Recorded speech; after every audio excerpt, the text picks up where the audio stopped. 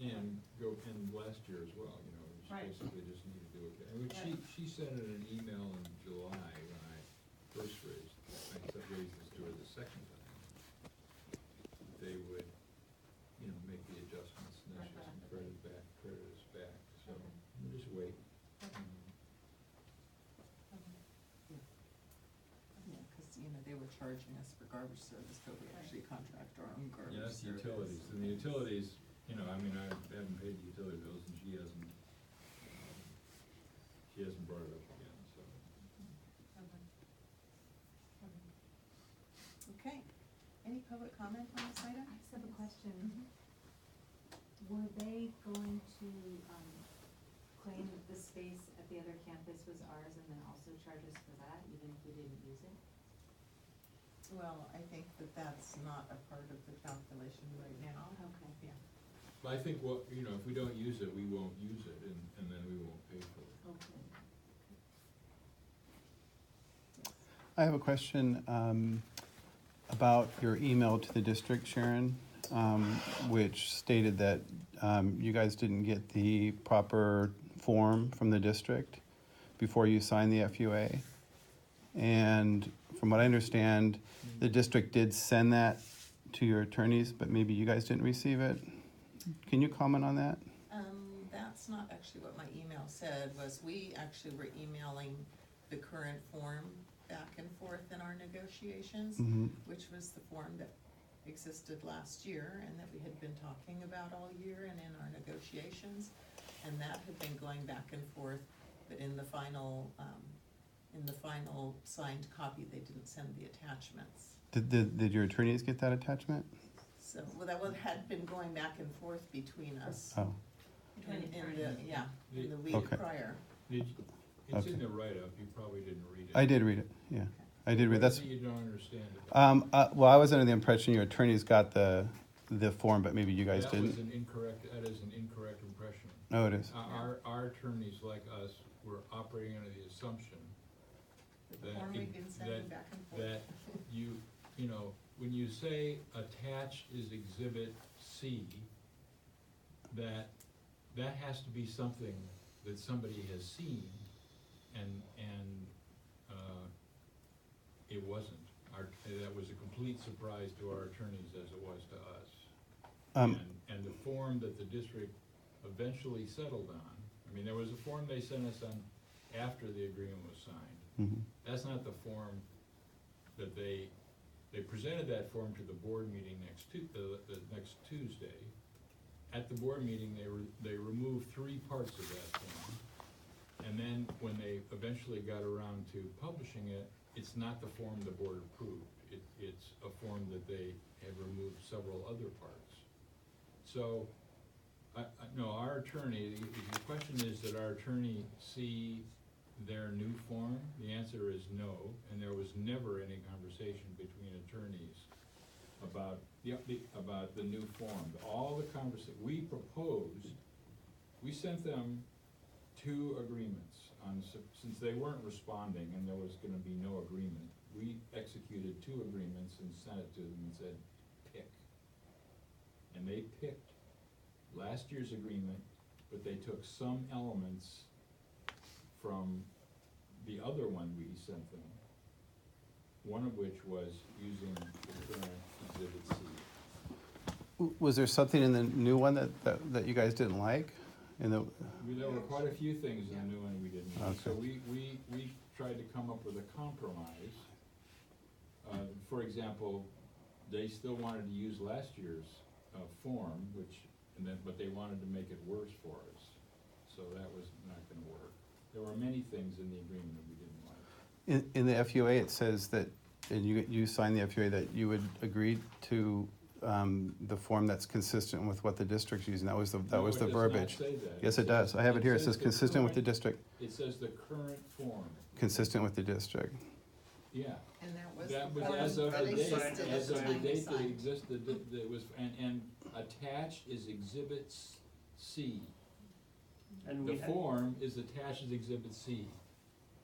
You can't pretend that a form that we have never seen and is in fact not district policy yet can be attached retroactively. Would you mind telling the public what issues you have with the new form that you didn't like that the district had? I'm just curious, because I never got that information. I was just kind of curious what Well, you didn't like about I it. think the tone of the form treats parents as if they're possible criminals. And I think that's not a tone that we're gonna take with our parents. Is that the stuff they took out of the agreement? They didn't take it all out. Oh, okay, There's still referencing to the district attorney, you know. okay, And these are changes to the form after we signed the agreement. right. So I think that does, to me, doesn't sound like an act of good faith when you sign an agreement based upon the premise of using one form, and then after the agreement's signed, that form is changed completely, and then that new form is changed multiple times. And then we also have families who registered at White Hill and registered here, and they signed a form for the district, and the sign that they that form was the same one that was used last year. So, what's to keep the district from just continually changing their form? Thanks for clarifying. Yeah, thank you. The majority of the people who are attending district schools use the old form. It would only be people who registered after they finalized their No, form. they've told many different stories about that. Anyway, we agreed to the form that existed at the time that we signed the agreement, and we can't agree to sign, to attach a form that has had multiple versions of changes that we never saw at the time we signed the agreement. So they have the opportunity to work with us again next year, and if You know, whatever their form is they wanna propose next year, we will negotiate, but right and now we like have one. a hypothetical for you, that we start collecting these forms, and then we get an email from the district saying we've changed the form, and then we have to go back to our families and say, oh, which is, it's hard to get from 160 families, all these forms. And then for that form to be changed, what do we do then? Got it. And we're not gonna agree to a form that says our parents have to produce, or our parents who are divorced have to produce custody documents. Right. I'm surprised anybody else would agree to that. Okay, let's keep on moving. I just have a question, for the forms for next year, I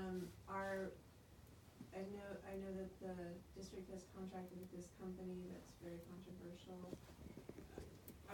Is our data gonna be handed over to that company as a way of verifying? You know, the district is, you know, that company is not involved in our relationship with the district. What the district does with our I'm just parents, wondering, with our parents' names, is not under our control. But But they can't submit them to a company that. I mean, they can do whatever they, you know. They don't have permission from our families They don't have to do that. permission, and so they'll, what they do, they'll be doing at their risk. And in my opinion, what's gonna happen is, you know, they challenged, last year, they challenged, it came down to, you know, they challenged, I think the number in the next door is 17, they challenged 17 families. I don't remember the exact number, but I think of the 17, 15 are free and reduced price lunch. Well, that's not surprising, you know, because those are people who don't own homes. And so, when they run if they put our names into that database, they're gonna kick out the free and reduced price lunch families again. And then, you know, if you know, the state law doesn't really, state law says, the Attorney General says, if they believe that a document that they've received is fraudulent, the next thing they should do is go ask for another document. So, I think we just have a simple relationship with them, and just, we have this facilities use agreement that says we're gonna do something, we're gonna do it, and then whatever they're gonna do, they're gonna do. And we really can't control that. And,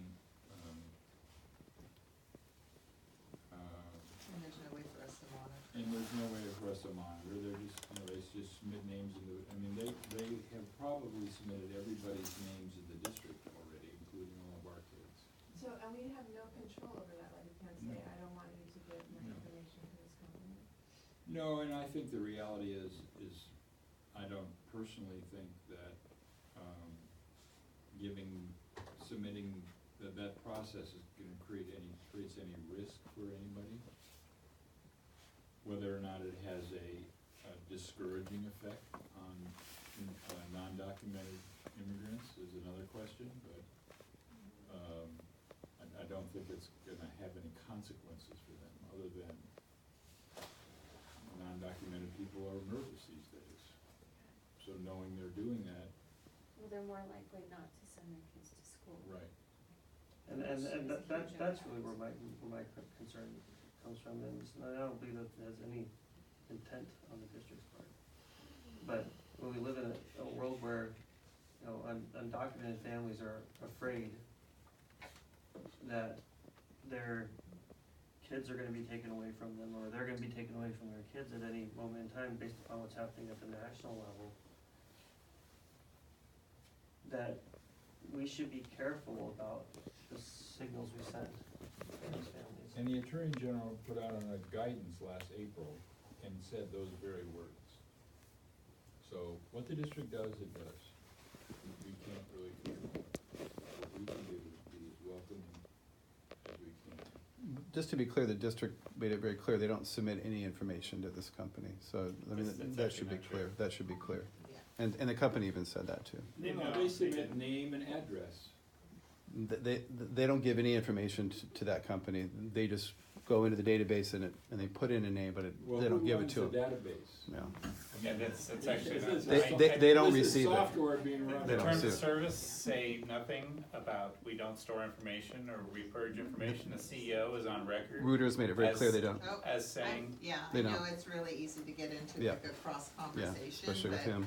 I mean, the reality is, the district has its own policies and we have our own Yeah. policies. We're not in a fight with the district about that, they do what they do, Yeah. but it doesn't affect us. But what we're gonna do is we're gonna submit the forms that we agreed to with the documentation that's required on that form for our students to the district to demonstrate their residency, and what the district does beyond that, such as claiming that we never turned forms into them, which we did, you know, becomes the public conversation, but we are doing what we're required to by the facilities use agreement.